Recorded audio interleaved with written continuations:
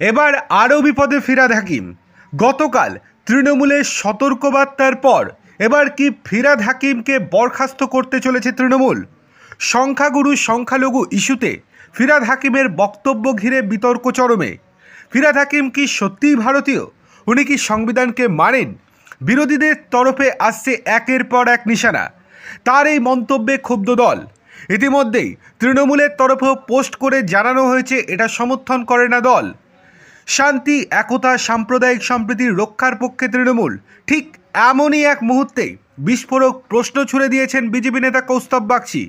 কটাক্ষ করে পাল্টা পোস্ট করে কৌস্তব বাগচি বলেছেন, কথার চেয়ে কাজ অনেক বেশি জোরালো। বরখাস্ত করা হবে? মন্ত্রিত্ব থেকে সরিয়ে ফিরহাদকে দল থেকে বরখাস্ত করবে তৃণমূল? ফিরহাদ বিতর্কে প্রশ্ন তুলে তৃণমূলকে পাল্টা চাপ বিজেপি নেতার। সম্প্রতি পুর ও নগর উন্নয়ন মন্ত্রী ও তৃণমূল বিধায়ক ফিরহাদ হাকিম বলেছিলেন, আমি নিজেকে সংখ্যালঘু ভাবি না। আমি মনে করি যদি আল্লাহর আমাদের ওপর করুণা হয় তাহলে আমরা একদিন সংখ্যাগুরু হতে পারবো। আল্লাহ সহায় হলে আমরা এটা করেই ছাড়ব। এরপর থেকেই চেপে ধরেছে বিজেপি। আর বিজেপির এই চাপের কাছে কার্যত মাথা নত করতে বাধ্য হয়েছে তৃণমূল। সেই জন্যই গতকাল সতর্কবার্তা দেয়া হয়েছিল ফিরহাদ হাকিমকে।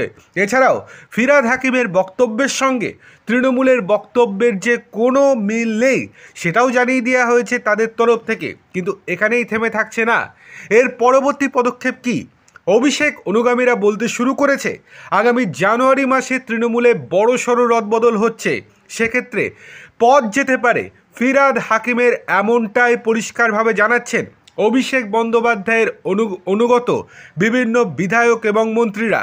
তারা বলছেন কেবলমাত্র জেলা বা অন্য গ্রাম স্তরেও বা পঞ্চায়েত স্তরে কোনো রকম রদবদল যেমন হবে, ঠিক সেরকমভাবে রাজ্য স্তরের এবং কলকাতার সাইডেও অনেক রদবদল হতে চলেছে। সেক্ষেত্রে গলা কাটা যেতে পারে ফিরহাদ হাকিমের। অর্থাৎ তাকে কি বরখাস্তের সামনে আসতে হবে বা বরখাস্তের সম্মুখীন হতে হবে, সেই দিকেই তাকিয়ে রয়েছে গোটা রাজ্যবাসী।